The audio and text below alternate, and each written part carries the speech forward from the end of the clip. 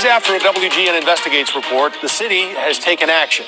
This story started when we got a call from a man in Englewood. His neighbor's boarded-up house was literally crumbling into his yard, and the homeowner was nowhere to be found.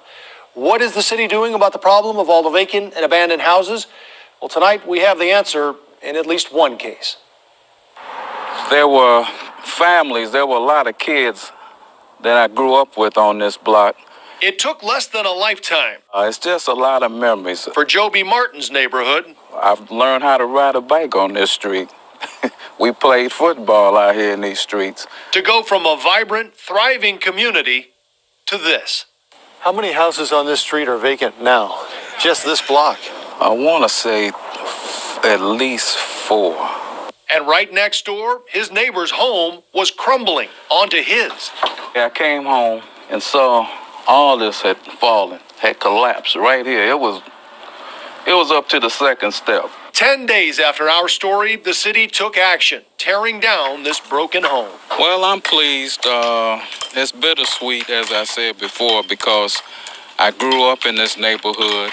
Now all that remains next door is rubble. And I'm like, oh, man. I kind of had second feelings about it because I'm thinking I was the cause of another vacant lot in my neighborhood. But on the other hand, I thought about how I don't have to worry about this collapsing completely in my yard.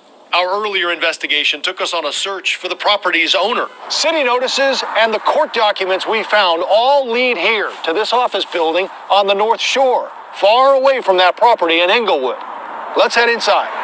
No one here. The trail to that apparent homeowner, the lock's been removed. Took us on a 2-week wild goose chase, but we ultimately got an answer. Hi, Judith, from a woman in Florida. Hi, my name is Joe Donlin. I'm with WGN TV in Chicago. How are you? She told us she transferred the property to a land trust, which hides the identity of the owner.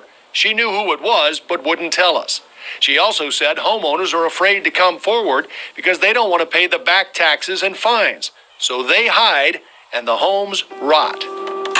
As for Joby, the eyesore next door is gone. But in its place sits another empty lot, a hole in his history and the neighborhood he remembers. I want to be optimistic. I just don't feel like I'll be a part of it because it takes time to do these things. And I got more days behind me than I do ahead of me. So I hope that it does. Well, I believe it will come back. Ultimately, that elusive homeowner will be getting a bill from the city for the demolition costs. The city has torn down around 800 homes in the past 2 years.